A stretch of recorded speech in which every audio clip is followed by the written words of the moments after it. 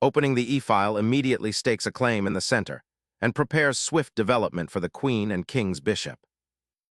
Sicily's counterattack immediately establishes a dynamic fight for central space and aims to unbalance white's setup. Nurturing central influence and preparing for queenside expansion, this knight maneuver aims to control key squares. Solidifying central presence and preparing for a robust pawn structure, this choice embraces tactical complexity.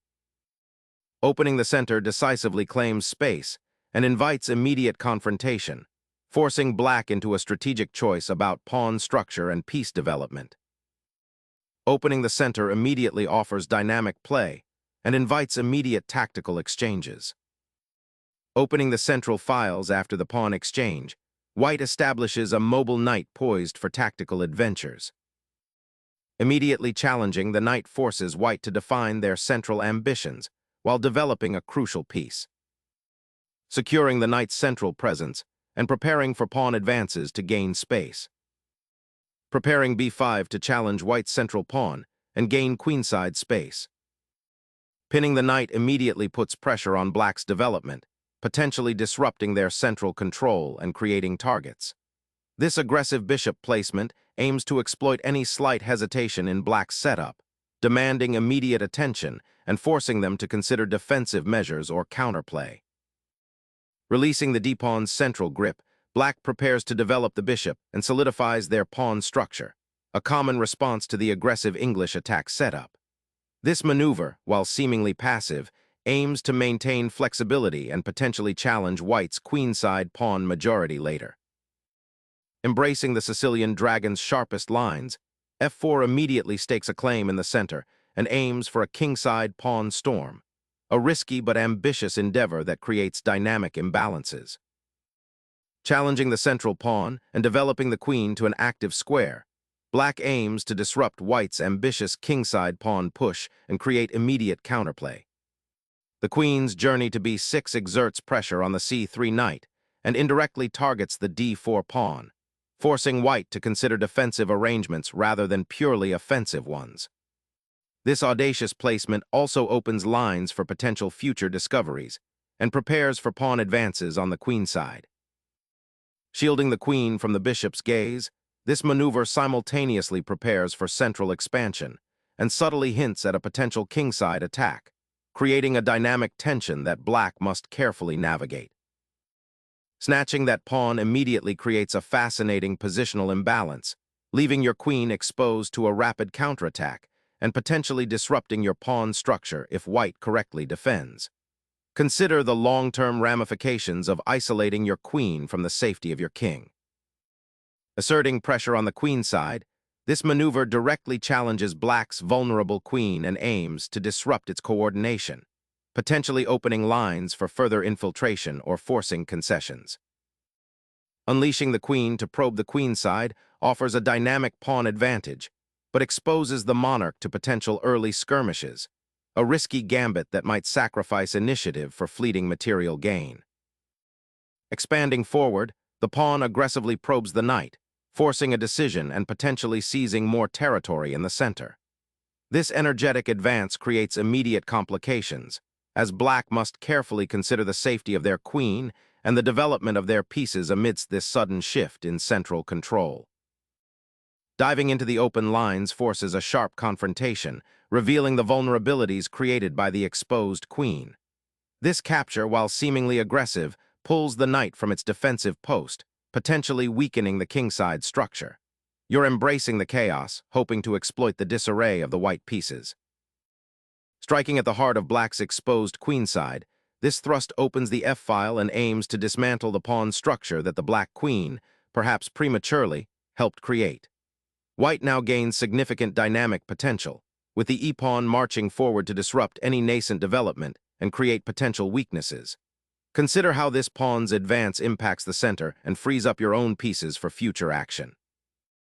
Shifting the knight to d7 immediately prepares to recapture the e5 pawn while simultaneously developing a piece and reinforcing the c5 square, anticipating white's potential pawn push with the f-pawn or even a knight maneuver towards the queenside. This defensive repositioning, though seemingly passive, subtly aims to untangle black's position and create opportunities for counterplay down the line. Observe how this knight's journey might eventually lead to a strong outpost on c5 or a defensive shield on f6, depending on how white reacts to this strategic regrouping. It's a quiet but important step in rebalancing the forces after the pawn exchanges and the queen's adventurous excursion. Pinpointing the king's early vulnerability by launching an attack on its natural square can be a risky but rewarding strategy. Black's queen, having pushed its luck on b2 and now a3, is finally corralled by the bishop on c4, creating a fascinating dance of evasion that subtly hints at future tactical skirmishes around the d7 knight's exposed position. White boldly sacrifices a knight to disrupt black's developing harmony and expose their queen.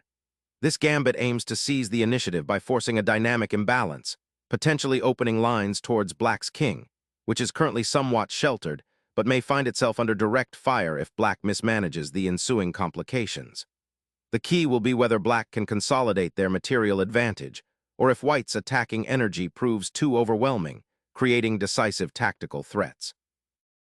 Accepting the pawn sacrifice to open the f-file, black willingly exposes their king, but gains a powerful central pawn majority and aims to exploit the now weakened dark squares around white's monarch, creating an imbalance that demands precise, aggressive play. The bishop's capture on e6 unleashes a torrent of attacking possibilities, ripping open the king's defenses and threatening decisive harassment. Black seizes the initiative with a forcing check, disrupting white's delicate pawn structure and aiming to exploit the exposed king. Unleashing the queen into a minefield, black's 11th move certainly grabs attention, but now white seizes the initiative, redirecting the queen to a square where it faces immediate threats and can be further harassed. Simplifying the material by forcing an exchange of queens is a strategic decision often made when a player feels they have a positional advantage or simply wishes to avoid further complications, perhaps banking on superior endgame technique or to neutralize the opponent's attacking potential. With the queens off the board, white liberates the bishop, aiming to consolidate and exploit black's compromised pawn structure.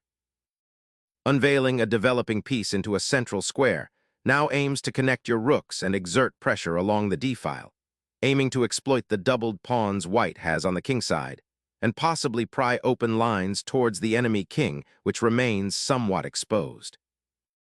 Asserting dominance on the d5 square with the knight, white immediately targets black's weakened queenside pawn structure, particularly the undefended c7 pawn, while simultaneously preparing to redeploy for an assault on the king side.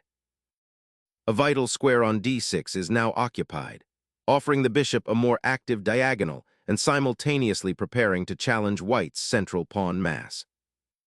Castling shores up the king's safety behind a pawn shield, simultaneously preparing to bring the rook into the game along the now open f-file, aiming to exploit the pawn structure weaknesses that arose from black's early queen sortie.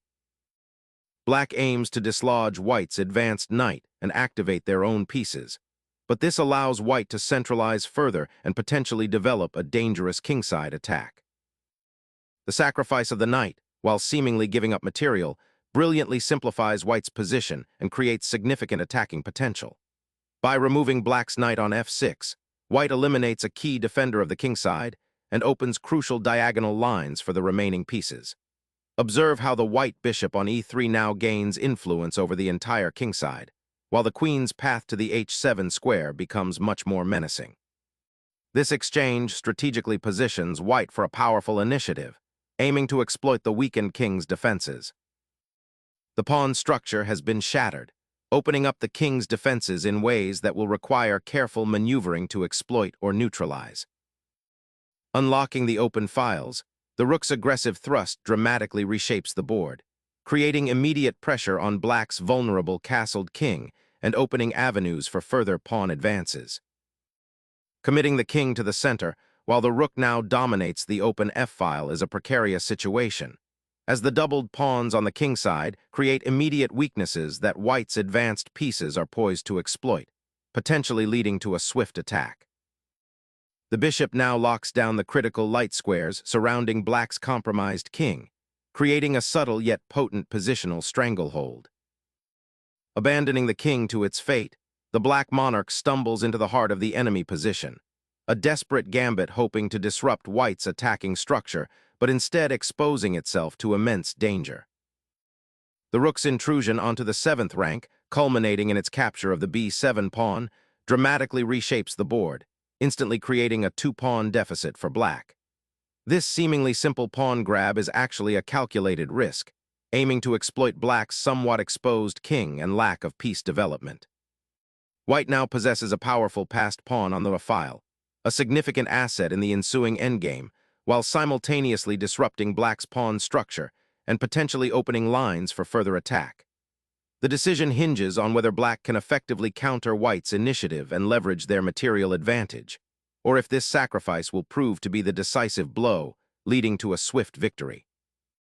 The knight's relocation to e5 aims to activate a piece that's been sidelined, seeking to disrupt white's nascent coordination and potentially leverage the open files that have appeared due to the pawn structure.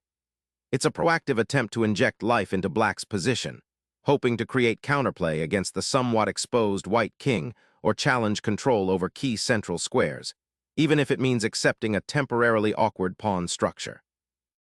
Snatching the rook finally provides a material advantage, though the king's exposure remains a persistent concern for white, potentially leading to complications if black can consolidate and exploit the open files. Securing the rook on the open file marks an attempt to consolidate material, but the underlying king safety issues for black remain a deep concern. The rook now invades the queenside, creating significant pressure on black's vulnerable king. Asserting control over the open c-file with the rook significantly ramps up the pressure, aiming to disrupt white's pieces and potentially create a pathway for counterplay against the isolated pawns.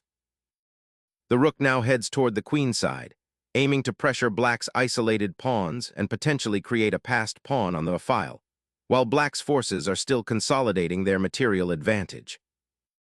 The black rook now settles onto the 6th rank, a bold outpost that immediately challenges white's queenside pawn structure and aims to activate itself along this open file.